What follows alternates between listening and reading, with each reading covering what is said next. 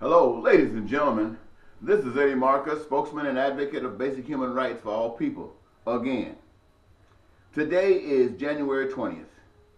The hour is such that the nation has a new representative, a new leader, a new CEO, a new boss.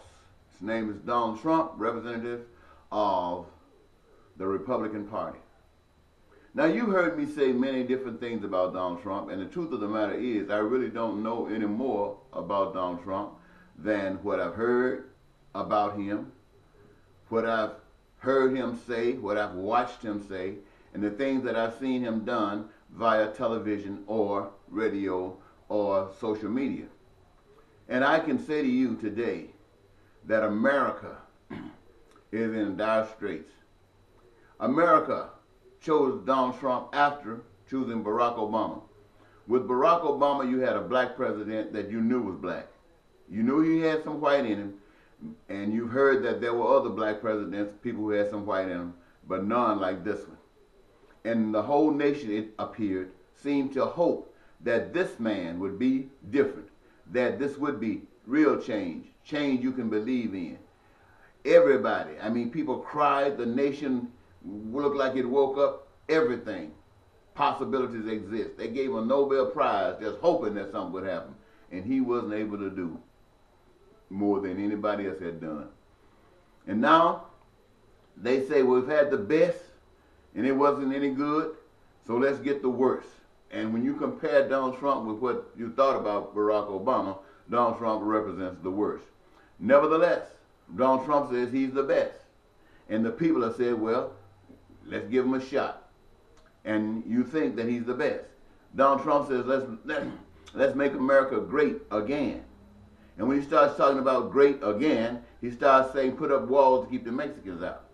He starts saying we're going to make sure that people from black people, put it bluntly, that black people that doesn't live here already can stay out of this country. And we're going to vet them like they don't know what. We're going to be so vetting on them that they're going to say, well, I don't want to go over there. I don't want to be vetted like this.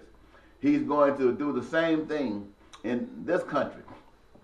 When white people hear Donald Trump says, let's make America great again, they're thinking about the time when white people ran all across this country, reigned supreme. They didn't care about no one else but white people, and they didn't care that much about white people if they didn't have money. That was when America was great, according to rich people. And he wants to make it again. Now, people in this country, black people, people of color, poor people, they're not going to stand for that. But he says he's got the military in his back pocket. He got all the generals, all the people who know how to take advantage of other people's weakness, all the people who know how to influence an activity that's corrupt. He got them all in his employ. And so they're going to try to make America great again when we're not going to satisfy. Now, all the other nations that we've been dealing with, they know what make America great means. They know what he did to the natives. They know what they did to the Japanese. They know all the things that they've been doing because they had the military might. They know these things. And when somebody says, let's make them great again, that means while other folks might have tried to make a friendship by putting jobs in other countries to help people lift themselves up, it was not a good plan for the nation. It was really not a good plan for the other people. But it was a better plan for the other people than the plan that they had, which made it a little less wonderful for Americans.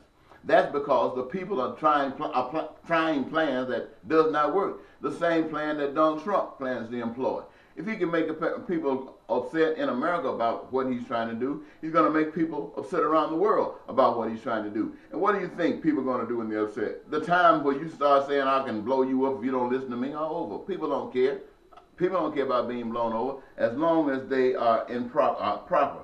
I say, Americans, this is why these things are happening today. This is why Donald Trump has become the next president of the United States, the president of the United States, is because Americans have no love for God. Now, I know Americans just can't stand this statement. Every corner used to have a church on it. Now the corners are a little less piled up with churches. But people still in America think that they are God-fearing people, the most God-fearing and righteous people on the face of the earth. I contend that they're the worst people on the face of the earth. I contend that they had two people representing different parties that wanted to be president of the United States, and both of them were referred to as evil. And the American population couldn't wait to get out there and vote for evil. So it didn't matter whether you voted for the evil Republicans or the evil Democrats. Whatever you got evil. And who was voting for evil? Everybody that voted for evil. The only people that didn't vote for evil was the people who didn't vote at all. Everybody else voted for evil. Now, let's look at it like this. You start saying that Americans have no love for God. I say that because the Americans chose Trump over God. God had people out here talking about what God's plan is for the American people, what God's plan is for the people of the world. Nobody's listening. And especially in America, America got its eyes set on what they want to do, and they don't give a stinking thing about God. All they can do is say, I'm a Christian, or I believe in God, and they think that works because they say you can serve God the way you want to, individually, the way you want to. Make sure he's inside those walls. Don't bring him outside those walls for sure. And then you can get away with it. And when you start talking about how is it that Trump is over God, well, you got the system, and in the system, you got the governors. Governors are for the system. They're not for God. You got the state legislature. They're for the system, not God. You got the mayors. You got the aldermen for the system, not for God. Ask them. They voted for the system. They didn't vote for God. Look at the lawyers and the judges and your CEOs. They all voted for the system, not God. The university presidents, the teachers, the preachers, the churches, they voted for God, for Trump. They didn't vote for God. Then you talk about your scientists and your mega churches. You know, you got your mega churches, those people who God, the people are planting seed, and God just grew them. I mean, like what they call eternal seed. They all over the place, but they're not voting for God. You got your entertainers, you got your singers, your dancers, your musicians. You got your engineers, and you got your business people, and you got your bankers. You got the poor, you got Congress. They all voted for the system. They voted for Trump. They did not vote for God. Now, Trump says, I can do this for you. I'm the voice. I can do this for you. But you the one who got me here. You're the one that I'm going to do it for. In other words, you don't know. Have you heard him speak? Nobody knows. He by generals, but he knows more than the generals. He got judges, but he knows more than the judges.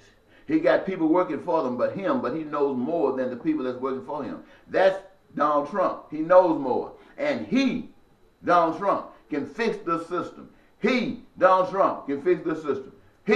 Donald Trump, can fix the system. How many of you believe that? Not a single one of you believe that, but you voted for him hoping that he can. Not a single one of you believe that he can, but you voted for him hoping that he can. Every last one of you. Why? Because you choose Trump over God. See, God promised that everybody, when he made this earth to put us here, that everybody should have food, clothing, and shelter. Everybody should have that. That's what God wants. The people don't. The people say as long as some of us got it, and that includes me meaning them, then they're satisfied. God wanted to make sure that everybody on the earth, not just Americans, have health care. That's why he gave the doctors the knowledge. Everyone, from the womb to the tomb, if they ever need it. The system doesn't say that. The people don't want that. All they want is for some. Those who got money, who can access it the best. See, they think if you got the money, you can get what you want. You can buy what you want. You can have 1,000 people in line trying to get to a doctor. You get one person with some money, they're going to put him at the front of the line. So that's what they're basically saying. We got the money, we can run the show, we can't think about you. And the people agreed with them. Their people agreed with them. God said everybody should have health care. And then many of you say, Donald Trump said, I'm going to bring my NAFTA jobs back. I'm going to do this, I'm going to do that. That doesn't mean a hill of beans. God has a plan to put everybody to work. Everybody to work. Not only just in working, but in a job that they love to get up in the morning time to go to. The job that they hate to go on vacation because they love the job so much. A job that's so important that it makes an abundance of the goods and services that are needed by the people for survival and for just life itself. They got all of that according to God. But the people don't want that. They don't want that because they don't believe in God. They believe in the founding fathers. They believe in Thomas Jefferson and those guys up there. That's who they believe in. They believe in the politicians who are going up there making laws and putting judges in who care about their particular interests, not thinking about the people. And this is what America is made out of. They are made out of a soup with some bones and some spaghetti and some okra, and all of them not concerned about making the soup good. They're just trying to make sure that people can taste the okra. They're just trying to make sure that people can taste the beef. People just trying to make sure that they can taste the corn. Not mixing it together and just having a good powder, but just a mixture of stuff that's identified by itself. And when you start talking about, well, what does soup taste like? Well, all I know is I got a lot of okra. Oh, I know I got a lot of corn. See, that stuff is no good. That's not soup. That's individualized junk. So what I'm saying to you, America, you won it, and you chose Trump over God. I know this. You say, well, I know. Yes, I do. For 36 years, Eddie Marcus, spokesman and advocate for God, have been out here championing these things. And not once more than 5 people in this whole 36 years has ever showed any embrace of a system like this. I say this to you, and I'm not biting my tongue. I don't care what you say. I know what I'm talking about. This is a hard thing, what God wants you to do. Peace and prosperity for everybody. It's hard when you spent your whole life thinking about hate. It's hard when you've been hated your whole life. It's hard when you don't believe nobody cares about you. It's hard to think that you should care about people when they've proven that they didn't care about you. Your mind is messed up. You are so corrupted spiritually, you don't know what to do. And now you got the devil in the White House. And I'm saying that he's a devil.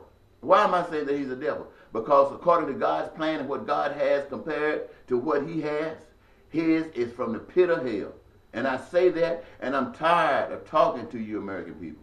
But if God keep me living, I will keep on talking to you, but not just in words. But I'm going to do what's right. And if what's right means standing up against the system, I'll stand up against the system. If what's right means standing against Donald Trump, I'll stand up for the system against Donald Trump. If what's standing for right means standing against the population of the United States of America, I stand against the population of the United States of America for God. And what am I standing for? That everybody on the face of the goddamn earth have a chance to live as though their dreams are true.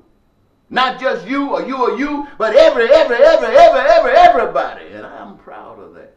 I'm very proud of that. And if you want to do me like you did King and Abraham Lincoln and Gandhi and Malcolm X because I love the people by the Spirit of God and want the best for them, then that's your next job. Take me out. I can't think of no other way to go that's better than what I speak about. Until next time, if there is another next time, this is Eddie Marcus, spokesman and advocate for basic human rights.